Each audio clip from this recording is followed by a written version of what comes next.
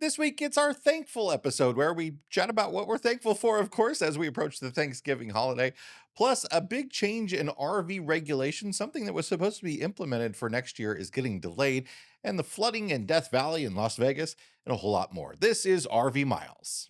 Chances are you've seen them on the road. That's because Blue Ox designs and manufactures the best towing products in the industry.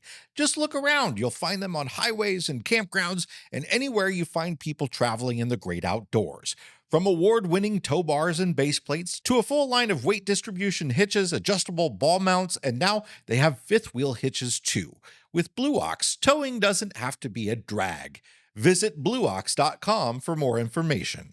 More in a moment, but first, this episode is sponsored by Electric E-Bikes. The Electric XP4 builds on the versatile, high-performing, and award-winning design of the XP model. Beloved by more than 400,000 riders, the XP4 carries on the tradition of the ultimate utility bike, built with an abundance of upgrades to the undisputed industry standard for foldable electric bikes. The XP4 includes a fully redesigned frame, new colors, a full color display, hydraulic brakes, and an 8-speed drivetrain, in addition to a new option for an upgraded, more powerful 750-watt motor and longer range battery. The Electric E-Bikes XP4 still starts at $999, the same price it's always been, and the holiday season is the perfect time to buy because beginning in November, Electric is throwing in a ton of free accessories with each bike purchase.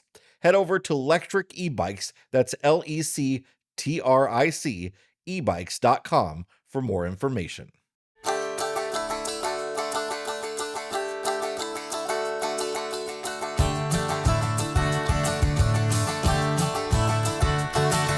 Welcome to episode number 387 of RV Miles. I'm Jason. And I'm Abby. And we are two RVers who, along with our three boys, have been crisscrossing all over North America on one epic road trip since 2016. Here at RV Miles, we talk all things RV and outdoors, from industry news to travel destinations, things that we're thankful for, and a whole lot more. You might notice I'm sitting next to a different person right now. What are you talking about? If you're watching the show on YouTube, Abby has chopped off all her hair. I see nothing. I don't know what you're speaking of. I did just a few hours ago.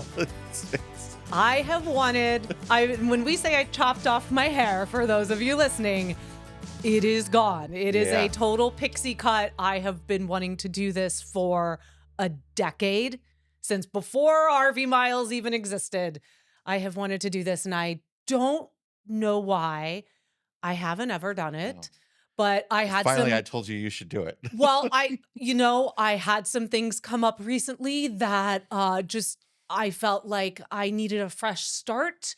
And you said, well, you know what? One of the ways that you can help that is if you want to go get that pixie cut you've already talked about. And he left for work, and an hour later I had booked an appointment, and 3 days later I was in the chair, and the stylist could not have been more excited that she was cutting an insane amount of hair off of my head. I think it looks great. It is. Henry can't talk to me right now. He can't even look at me. And not because he doesn't like it, but he's just like, this isn't my mommy. He was like, I don't know I've never seen you without long hair. Yeah. And so he is really weirded out. He would not take the blanket off of his face to talk to me. So that felt great.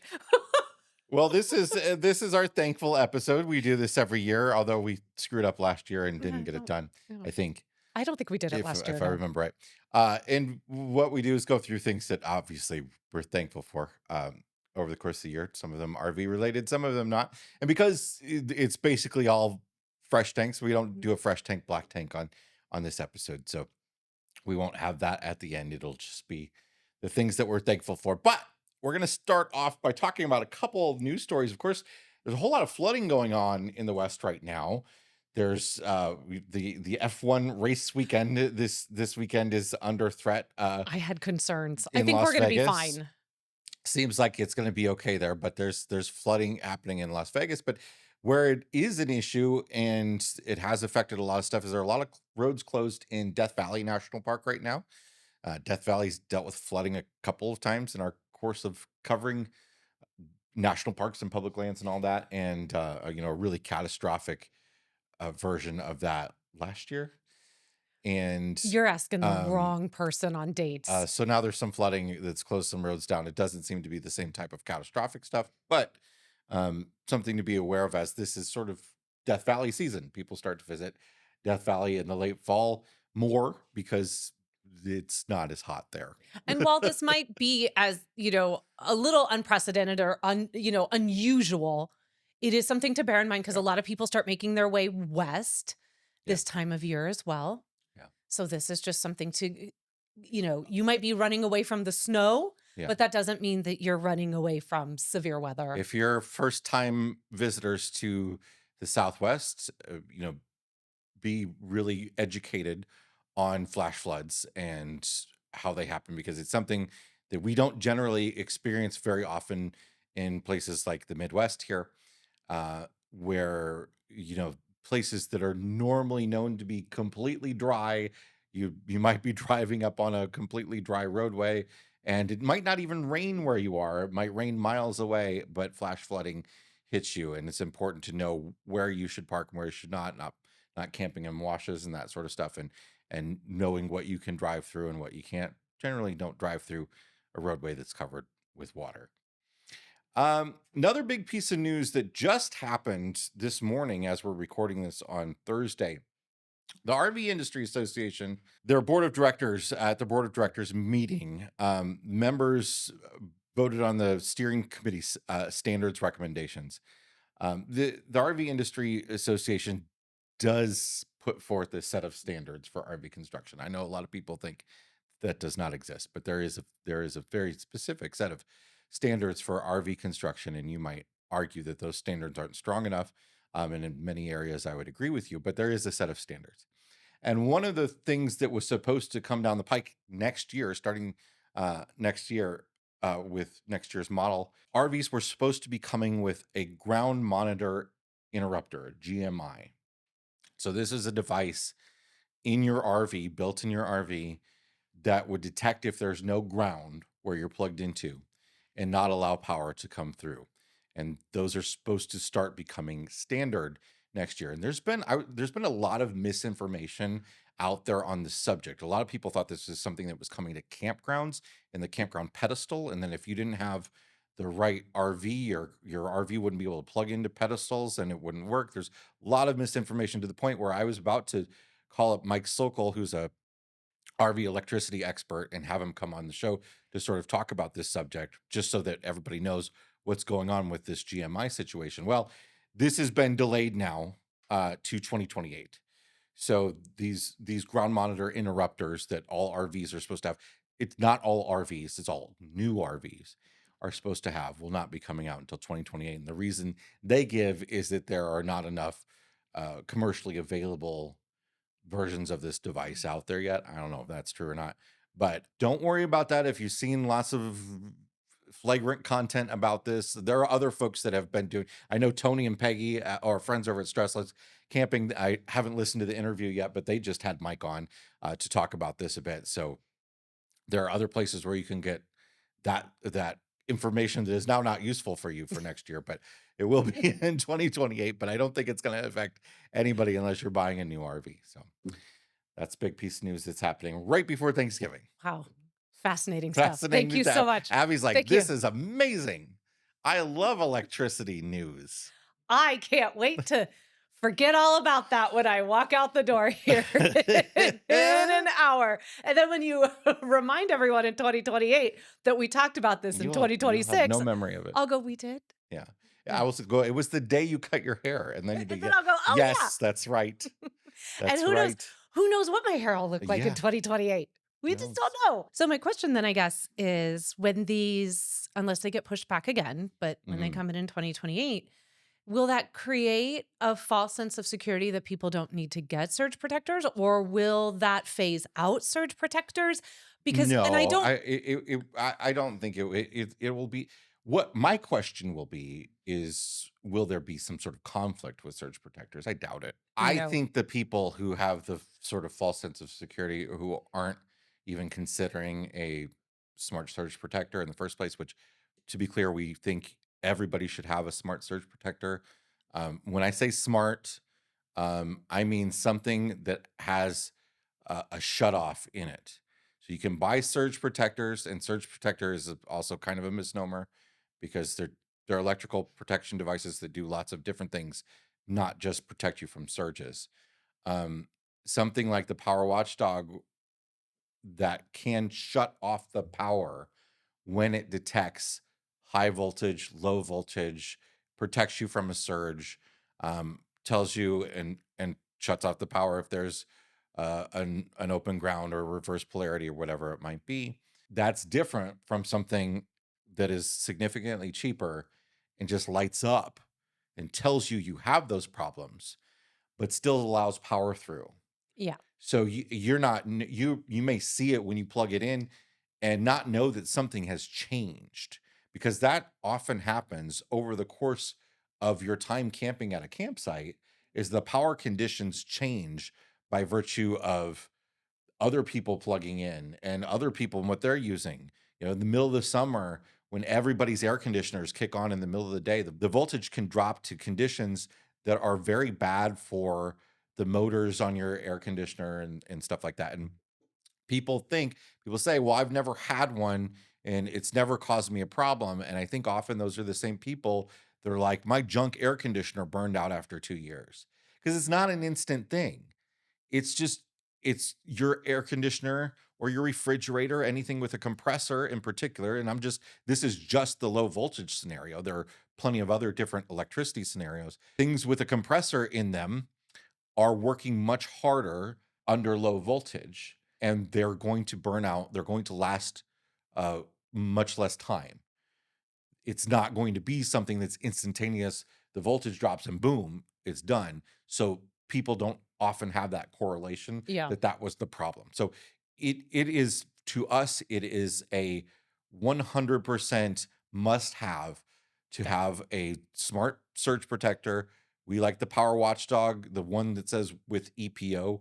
Um, it, that is great for a whole lot of different scenarios. You can get the one that is built into your RV that you've got a hardwire. You can get the portable one that you can just plug into the campsite. No, I will say we've done both. So we've had one that we had plugged in to, or we had wired into the RV, Uh-huh. Power Watchdog, and we've had one that's more portable. And I do think that we prefer the one that's more portable. Yeah, And I think, I do. yeah, Yeah. and I think some of that is for access to it. Yeah, because, well, and for me, the main thing is you pull up to a sketchy campsite, and we camp at a lot of state parks.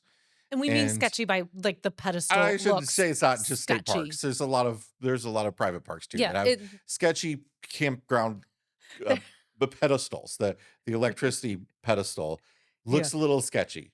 Um, and often they have people dealing with changing the breakers and changing out the receptacles that are not trained in electricity at all. mhm. And they'll flip the polarity on the wire, they'll do all sorts of stuff, and that can cause a lot of problems. And they might even have whole systems not wired by an electrician. So what I like is having that portable surge protector that I can plug into the campsite if it looks a little janky, your Yeah. favorite word, before we go through the whole process of backing in and hooking up, Yeah, we like to plug right? ours in first and wait for the dog to turn green, and then we know, and then we will if back if in. it's somewhere where you're choosing the campsite, it's like, especially when we were in Baja. Yes, If yes. you went to a full hookup campground in Baja, there's a good chance that either the sewer, water, or the electricity, one of the three did not work. Yeah, so if you're headed to Baja this winter and you have not purchased a surge protector, do Yeah. yourself a favor, and you definitely wanna get your hands on I one of would those. just like a water pressure regulator, I would never plug in an RV Yeah. with that one. Makes for a great Christmas present. More in a moment, but first, this episode is sponsored by eTrailer. Ever feel like finding the right RV part is like searching for a needle in a haystack? Enter eTrailer.com. Whether you're puzzled about which product is right for you or how to install it, eTrailer has got you covered. Their US-based customer service is available by chat or phone 7 days a week, and with expert Q&As, helpful articles, and tons of reviews and install videos, you'll tackle any RV problem with confidence. eTrailer strives to get their hands on everything they sell, and their website is full of overviews, reviews, buying guides, and tutorials. And it's not just RV parts, it's towing and vehicle accessories, camping supplies, and more. Head to the link in the description and get free shipping on orders over $99. More in a moment, but first, this episode is sponsored by Liquefied RV Toilet Tank Treatment. Eliminate black tank woes with Liquefied RV Toilet Treatment, the ultimate enzyme-based solution for RVers. Their powerful formula simplifies waste management by breaking down solid waste and toilet paper, erasing foul odors, and ensuring smooth tank dumping. Liquefied removes buildup on sensors for accurate black tank readings. It's biodegradable and safe for all septic systems, contains no formaldehyde, making it safe for pets and children, and is made in the USA. You can find Liquefied at liquefiedrv.com. All right, what are we thankful for? Why don't we begin with you? You can have the first one, and we'll do a little back and forth here. So we like to do this, we should say, around this time of year, not only because we're coming up on Thanksgiving, which we're hosting this year. We have 14 people coming to our house. Well, actually 9 people, because we're 5. 9 people coming to the house on Thursday. 4 of those are going to be staying in our house. Jason is cooking the whole meal. I'm doing all of the desserts. If you want to hear about what we're serving and how we have completely gotten in over our heads, we're going to talk about that on Detour, which is we're not doing like this is not a potluck Thanksgiving. No. We're actually making the whole meal. We went shopping, and I was like, I think that was when I looked at you and I said, are we going to pull this off? Like, can we just make a huge mistake? I don't know how it's possible, but there is a stick and a half of butter per person. We bought so much butter. So if you want to hear us talk about that, we're going to do that on Detour, which is the podcast we do for Mile Marker members. It's always very silly. It's kind of a behind the scenes look at not only what's going on here at RV Miles, maybe some people call it like Abby Unplugged a little bit. We're just a little bit freer over there. So if you want to come and join that, you can go to rvmiles.com/mile markers to sign up. But the Thankful episode started so many years ago because we wanted to just take an episode and, a lot of times when it comes to the news, and especially this year and especially the last couple of years, there's just been a lot of news. And oftentimes when you're covering the news or you're talking about RVing, you have to tackle topics that can be kind of negative at some point, or you're tackling maybe not the most positive sort of stories, right? And we just wanted to take a moment once a year to remind ourselves really of things that, even if it doesn't have anything to do with Thanksgiving, but the things that have happened as we come to the end of 2025 that we can be thankful for, that hopefully that will inspire a conversation between you and your traveling partner and friends to take a look back and kind of think of the things, even completely non-RV related, as, I am known to do. I like to, kind of break outside of just talking about RVing sometimes. And so this is really how this episode was born. And I will say, I guess to tie into that, I'll start by saying I'm thankful for our oldest son, Jack, who is now a college student and our employee. But seeing him become a young man has been one of the most wonderful things. And the reason I'm starting with that is that this is one of his favorite things at Thanksgiving. He always reminds us we have to go around the table and tell everybody what we're thankful for. Yeah, he does. And he's always done that. And it's not something like we ever did in my family growing up. No. And it's just like something he's always wanted to do. I know a lot of families do that, but it's something he loves doing. He's always been really good at reminding us when we're all together as a family, not just the 5 of us, but when the whole family is together, to take a moment and be thankful for the fact that we're all together. Jack has been that sort of guiding star for all of us since he was very, very little. And And I agree with like, you. he's a kid that's always on his electronics and phone and stuff, just like every other kid. And it's always when he says stuff like that to me, it's always a reminder that like even though the kids are near us and like on their phones or something like that, and we feel like they're not being present, they're not part of it, they are, and they are listening, and they're Mhm. around, they hear what's going on, they see what's going on, they're a part of they're a part of that, even if it doesn't seem like they are. And Yeah. it's always kind of a reminder to me of that. And I think some of that has to do, we've talked about this, and I know we'll get to our list in a minute, but for any family that has traveled full time in an RV in those kind of close quarters, I think for our family, we did that for 7 years. We all were basically in one space together, especially that last year in the IBEX. And so I have noticed that sometimes when we're all at home, and now we're in a townhouse and we've got 3 floors and everybody has their own bedroom. But the other day, I was down on the first floor. I was down in Jack's room because we're redoing it and making it a guest space as well. And Ethan is like, "Where are you guys? Where are you?" And, he comes down to the first floor. He's like, "I didn't even know you were down here. What are you?" And it was like, I think that they still orbit us. Yeah. And I think we all still orbit one another from that close proximity of 7 years, where we're still maybe all doing our own thing, but we still desire to do that within each other's space a little Yeah. bit. Like they might be, the kids don't want to go upstairs and play Roblox on their computers. Yeah, No, they want no. to sit right there on the couch, like Henry right doesn't with want to us.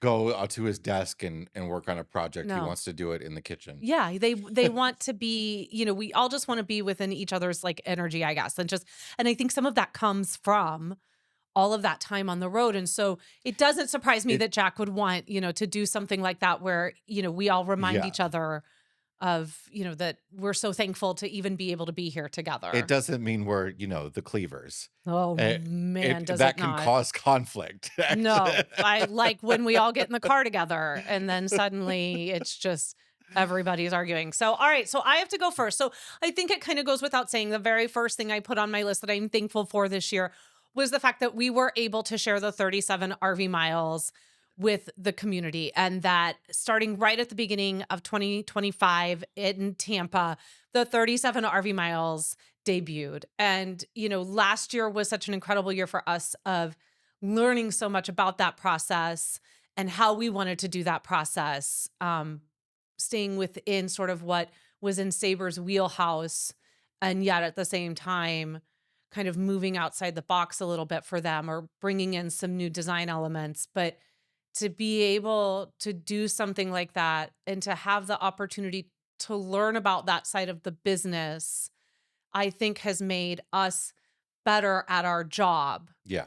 and better able to not only understand the industry a little bit more, but also be better advocates for the RV consumer. Yeah. And so I'm just really thankful that we had the opportunity to do that. Absolutely. It was an incredible experience, being able to debut it at Tampa at the beginning of the Yeah. year.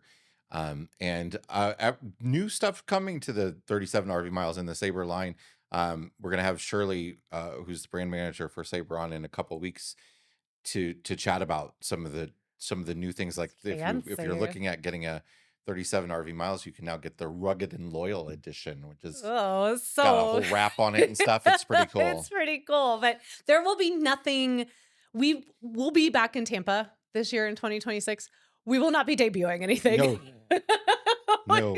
We're just going to be there covering the show. I don't even know if the 37 RV miles, Oh, it'll be there. it'll be there. So Yeah. we'll probably be over there a few times. I know not only are we going to It's Tampa. like their flagship model. Yeah, this is very true. But I also know we're going to the Kansas City RV show, Mhm. and That will be in January. that will as be at well, the late end of January, and the 37 RV miles is going to be there as well. We just got confirmation of that. So we'll be both in Tampa with the rig and be able to kind of give some tours. And then we're going to be at the Kansas City RV show doing seminars And then we'll have a meet and greet at the 37 RV Miles where we can show you if you haven't had a chance to see it yet. So please join us at one of those things.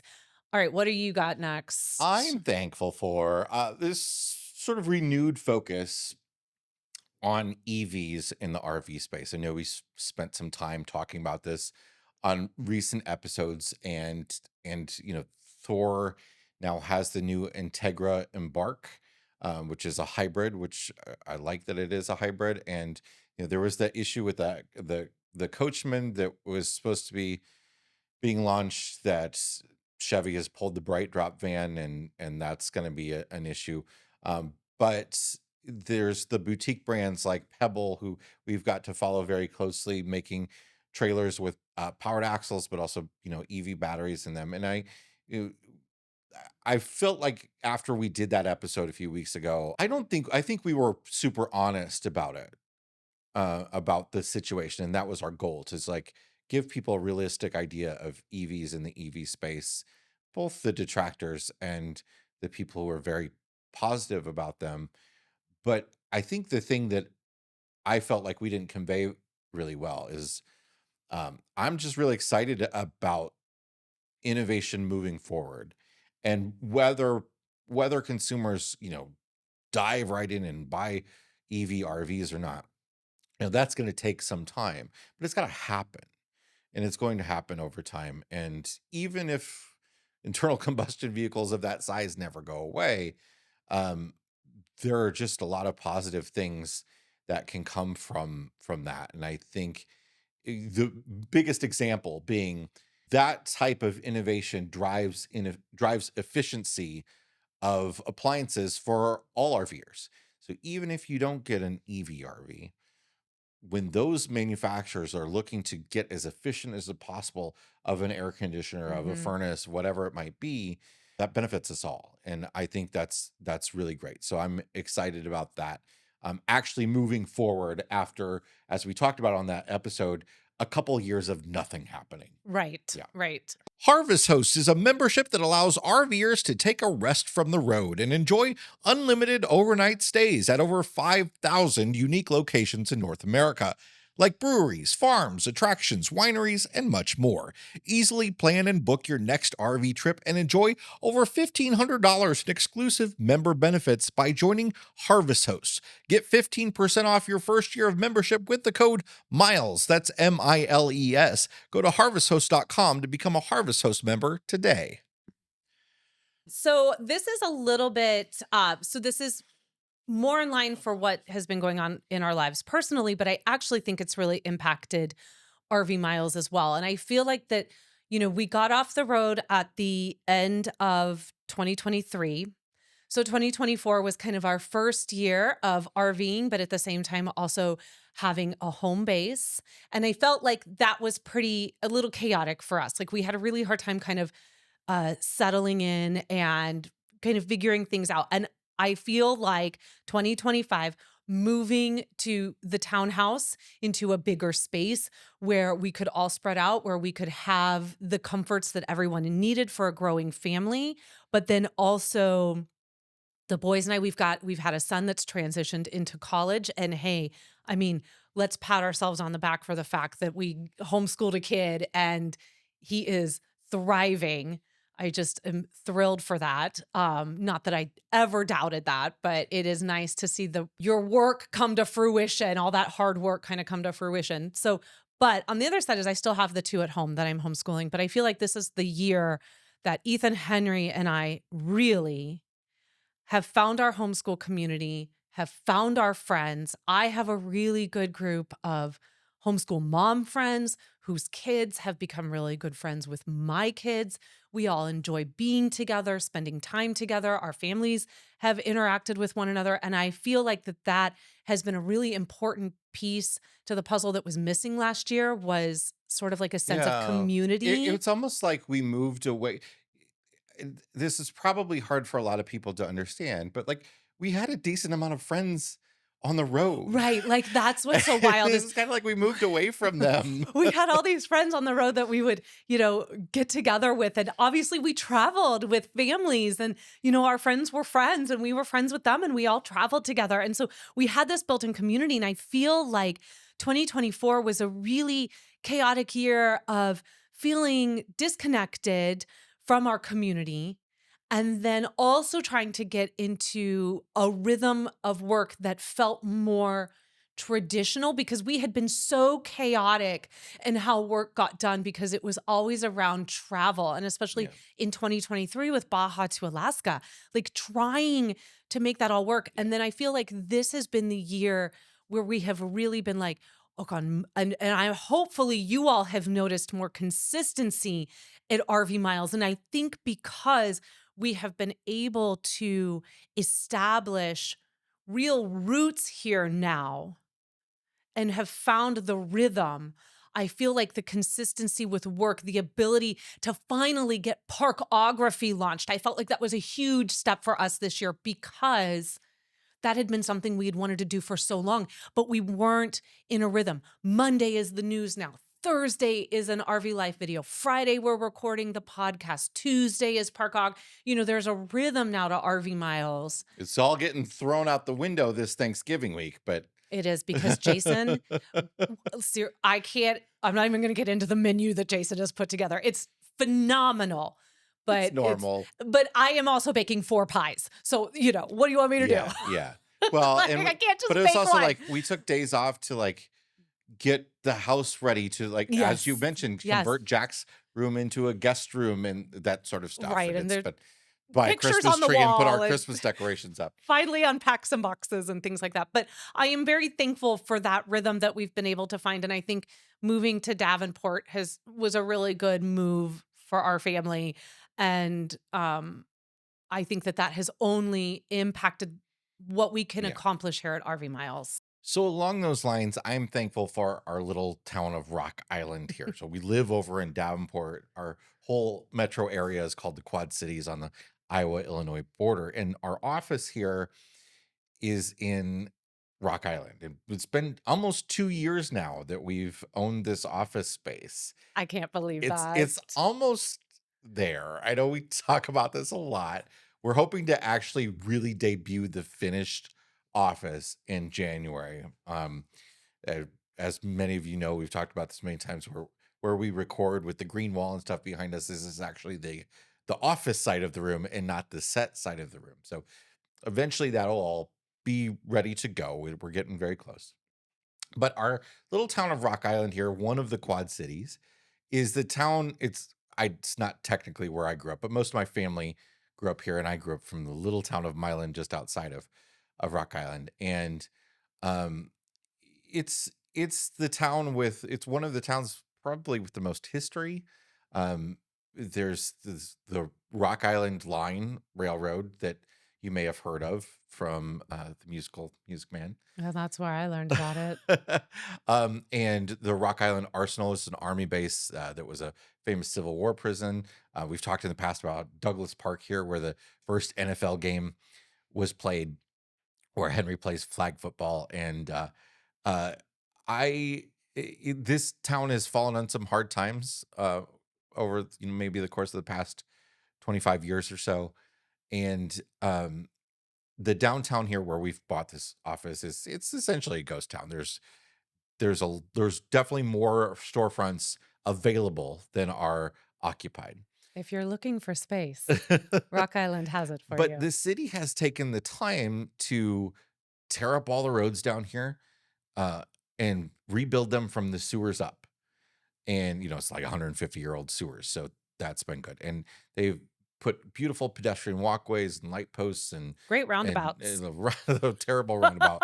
Terrible for a truck. But the string lamps running across the road. There's an arts alley, stuff like that. It's Farmers really markets. great, and Like it's wonderful. yeah, and there was just a tree lighting ceremony last night that we missed, but we went to last year and it was lovely. And they're working really hard to get all this done, and they have done. That's the thing I'm thankful for, is that project is finished now. All the construction is done. We don't have to Yes. deal with any of the construction down here anymore. And and hopefully that will attract some new businesses down here. And I've heard about several that are supposed to be coming down, though there hasn't been much movement on it yet. But I have really high hopes, and I'm just real thankful that there has been an interest in redeveloping a really historic, beautiful downtown hometown community. And where we're right on the Mississippi River. It's just a beautiful little spot, and I'm happy that we can be a part of it. Yeah, we can step out our back door to where our parking spot is, and the Mississippi is just right there. Yeah. It's a really lovely place, and we hope that as Rock Island continues to come back to life, that we can encourage you and encourage other RVers to come here and not only be a part of events happening at the Mile Zero studio, but to take in some shopping or grab some lunch or go see some of the historical areas in and around Rock Island and really kind of help to make this a destination that you don't just pass through on I-80 to your next stop, but that you take some time and come visit Rock Island and then cross the river and go over to Davenport as well. And there's incredible places over there in their downtown to enjoy as well. And so that's a great lead in to mine, because I cannot have a thankful episode in 2025 without saying, we have the site of the very first NFL game. Hmm. Well, currently, we have the number one football team in the NFC North, 7-3 Chicago Bears. Thank you very much. Like, how can I not? Will it last? No, Who knows? no, Who it will not knows? last. No, even if we make the playoffs, wild card, whatever, we're not going to the Super Bowl this year. We all know that. I thought maybe the Bills were going, but I don't know what's going on over there. That's what's exciting about the NFL is it's anyone's game. It's right anyone's now. game. But do I love that we are higher up than the Packers? Every day, all day. Do I believe that the Bears and the Eagles are working together and have like a secret pact? Yeah, 100%. I'm here with that. It's all scripted anyway, right? So I am thoroughly enjoying our Chicago Bears. I am enjoying all of the social media content that is being made by people in Chicago because we're all just so excited. It has been, I saw, and I didn't fact check it, but I had seen that it has been 12 years since the Bears were in first place. were in first place. That So- seems about right. So you can understand why the city is just like on fire. I mean, in Ben we trust, right? Like it's very, very exciting. So I'm just really thankful that we have a team that is just giving us a lot of fun every week, and that we're enjoying being Bears fans right now. Yeah. We'll see how long it lasts. Yeah. Come see me next time we're at the podcast. So my next one is going back to RV related. It's been a lot easier, knock on wood, Yeah. to book campsites this year. Yeah. And I think a lot of that has to do with it. There's still a ton of RVers out there. There's still a ton of people camping. What that has to do with more than anything is that we saw this big boom in the RV industry. Of course, RV industry is sort of crashed since then, but that doesn't mean all of those people that bought those RVs don't still own them. And of course, there's been this whole boom in all sorts of outdoor recreation, including tent camping and car camping and all of it. And it just takes time to build campgrounds, right? So we're finally seeing there are more campsites available than there were during the height of this pandemic boom that we went through. And of course, the slowest ones to come online are the federal and state and local campgrounds. Anything government run, takes a little bit of time to get through the system. But there has been a sharp increase in the number of campgrounds at state and federal parks. There have been a lot of new state parks in general announced, and private parks. There have been more private parks. There have been a lot of private parks who have expanded. They've added a lot of new sites, sometimes to the detriment of, sometimes it's been it's been investors coming in and spending a lot of money to turn a place that maybe have been more affordable in the past into kind of an expensive resort. So we have seen some of that, but I do think I'm not saying that prices are going to drop, but I do think as there's a little bit less competition or a little bit more competition, I think between the parks to get your business, and a little less competition between us to get sites. I think we're going to see more discount rates, weekday rates, off-season rates, stuff like that going forward. We're definitely seeing the fruits of the labor, right? So we've had a couple years of pain while we've been waiting for the industry to catch up, the campground industry to catch up with the amount of RVers that are out there. I would like to believe that some of this too is due to RVers and campers in general being more mindful and not booking up all of those weekends and then only using so many of those. I think that there's been a real serious effort, PSAs out there by those of us in the social media content creation world to kind of advocate for the removal of that kind of behavior. I can't say for certain. I have no data to back this up.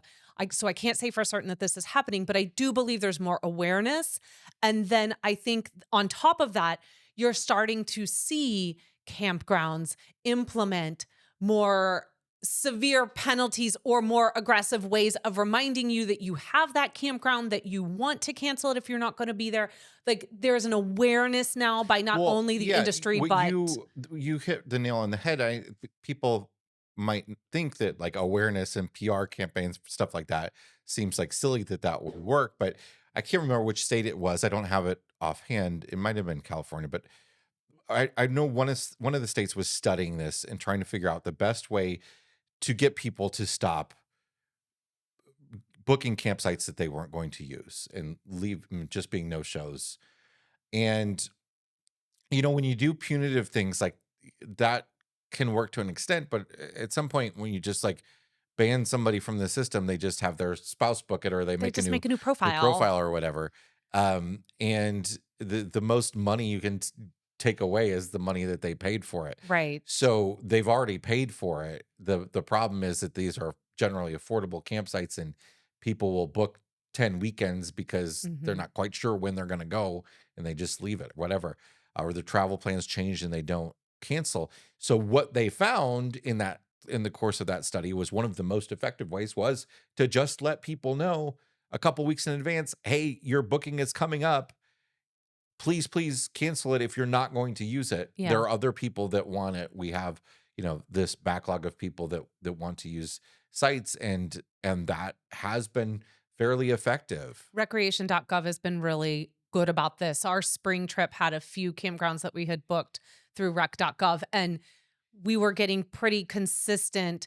I think even starting out, gosh, a month or two in advance that the trip was coming up and that the emails were becoming a little bit more frequent as we got closer, which some people might find annoying, but actually I really liked that they were never like right on top of each other, but they were just long enough spaced out that you never really forgot about the trip. And so not only was it, bringing excitement towards the thing that was coming, but it was also like, if you're no longer going to be able to do this, you're being reminded of it. And it's not a case of like, oh, I just forgot. And you can go back in and still recoup your money outside of the $10 fee that comes open up for somebody else. And I think that there's also a little bit more of an awareness peer to peer. So, I mean, it's really powerful just to have conversations with people about the frustrations of RVing. And I think we see, when we do our consumer roundtable discussion at homecoming, I think that that is an opportunity for people to discuss the positives and the negatives that come with RVing. And that can include conversations like this about the campground industry. And there could be someone sitting there going, oh gosh, I didn't realize that that was an issue, or I didn't realize by my doing that I was creating this sort of Yeah. domino effect. And I think sometimes just having, non-judgmental peer-to-peer conversations about these things helps raise awareness as well. And then, and I think in some respects too, and I know I'm going on and on about this, but I also think that the campgrounds on the state and federal level have been really lax in allowing people to do this because in some respects they're like, what do we care? We got the money. Sometimes when they say like, if you don't show up on the third day after you were supposed to arrive, we're going to cancel your reservation. Ooh. Yeah, Yeah, you should maybe have canceled it the next morning. right, like If they maybe didn't call and they didn't show, right. what are we waiting for here? Yeah, like what are we wait? And I think that in some respects, there's been a lot of backlash for them doing that and allowing that. Yeah, And so I think, they're trying to find a way to, again, things happen and sometimes people can't make their reservations and have that yeah, flexibility, but also at the same time, start to discourage people from doing that because I do think that they have been enablers a little bit by how lax they've been in like yeah, penalties or whatever that is and reminding people and stuff like that. So anytime you're talking about camping and it being more available, I think that's something great to be thankful for. It's getting more people out there, hopefully. And then we'll see a little bit more of a stabilization in cost in 2026. Probably nothing huge, but I think anything is better than nothing. And that trend will continue and we'll start to see a more even plane between the consumer and the campground. yeah. You know what? I just came up with this. I just had a great idea that I think is a great idea. Well, let's So hear this is it. not a thankful thing, but if you don't show up for your campsite by a certain time, because this is one of the issues that we hear a lot about is people wish there was more first come first serve stuff, Sure. and there are all these empty sites often at these parks, and Yeah. like they should be able to give some of them away to people that show up in the evening and make a side of it. So what if you don't show up by 6 o'clock or whatever it is, 7 o'clock, whatever time it is? You automatically get sent a text, and it's not. This is not like a if you don't respond, you're in trouble or whatever. But you automatically get a text. It's like, are you still coming? Yes or no.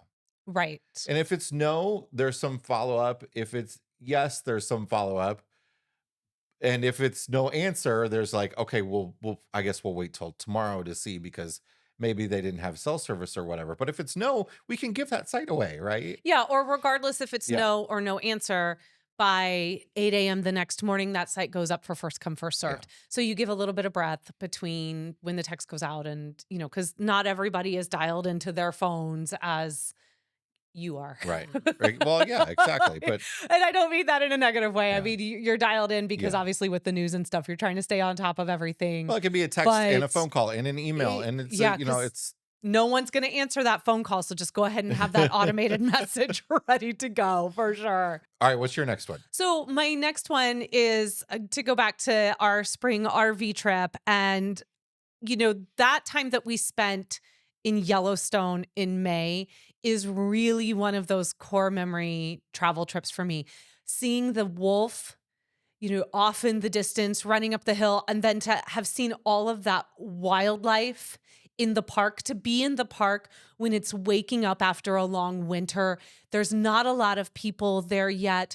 To have been able to stay at Fishing Bridge and be inside the park, spend some time in West Yellowstone, but then to really be able to go inside the park and have that experience where, yes, it was waking up from winter, but it was still pretty cold. We had some snow days. We were experiencing the park in the snow. We were experiencing the park with some warmer days. That was incredible. And we didn't really plan that. Like, we didn't think, let's go to Yellowstone in May because XYZ, wildlife, snow, blah, blah, blah. Yeah, It just so happened that we wanted to go back to Yellowstone. And this was the time of year we that's were when we doing the could. trip. Yeah, And there was something really magical about that we were experiencing things that we hadn't, planned for or hoped we would see. And the park was just showing itself in an appropriate way to us. I couldn't think of another word. The park was coming alive in a way that we did not yeah, experience when we were there back in August of 2020. So I'm really thankful that we did go to Yellowstone because we kind of went back and forth and wavered because we'd been yeah. there. It was definitely And the it was it was so the worth perfect it. end. It Yeah. wasn't quite the end, but the perfect sort of climax of our trip. It was just Yeah. wonderful. Yeah. Yeah, that was a nice choice of words after. Is that a better one? What's your last one here, sir? So my last one, of course, is the folks in the mile marker community. You have made everything we do here possible, and if if you're not familiar, we talk about it all the time. I don't know how you're not. Maybe you're new here. Mile markers are a paid support community. It's sort of like Patreon. It's $7 a month or $70 a year, and we do some extra things. We have a lot of fun with each other. We do the fantasy football. I'm looking at you, Tim. Oh my gosh, 11-0 is Tim in the Mile Marker Fantasy League. What an accomplishment. We cook through a cookbook. We have a book club. We have a lot of fun stuff. Live streams. But the money that we get from that does not go into our personal bank account. It stays in the business, and it goes to create stuff like this studio and further the content we create. And I just want to send a special thank you to those folks, and I hope those of you that aren't mile markers, please don't feel bad if you're not. One of the things that happens all the time when we meet people at like the RV shows and stuff is the first thing they say is, "I'm sorry, I'm not a mile marker." That's totally fine. It's fine. You don't have to say And it's that. fine. You don't have to worry about that.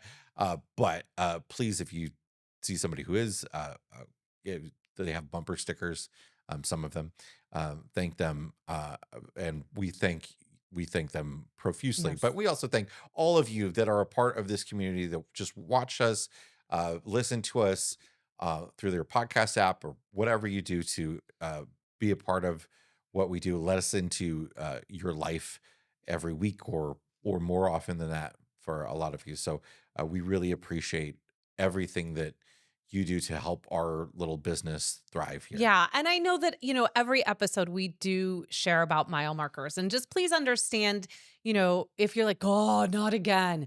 We share it because it truly does impact this business. It really does impact RV Miles, not only the podcast, but it impacts what Jason can do over on the YouTube channel and the amount of time now that he has the breadth that he can take to really research stories, not only that you send him, but that he finds. And he is given that amount of time now where he's not, freaking out to hustle 24/7. Now he can really spend the time to create this studio for you, to find those stories for you. And so we are very mindful of that and very grateful. We know that we can't do this without you. And so we're so thankful in however you join us that we can do this and that we've been able to do this podcast for 387. Is that what we were at today? I think that's what we said. 387? 387 episodes. I can't believe we've sat here and talked to each other for 387 times with a microphone. And it's sometimes the most more. we talk to each other in a week. Well, sometimes more, because sometimes we talk and not know that we're not recording. Yeah. So sometimes we just talk and then we realize we haven't been recording a podcast. Still recording. Like what happened earlier. So this is actually the second go around of this. Which is not a surprise. So on that note, that's it for this week's episode of the RV Miles podcast. Yes, it is. Thank you so much for joining us. As a reminder, we will have no episode coming out on the Sunday of the Thanksgiving holiday. We will be spending that time with our family and our friends, and we hope that you are spending it with your community as well, however you choose to celebrate. But until we come back and see you in December, please, friends, stay safe, stay healthy.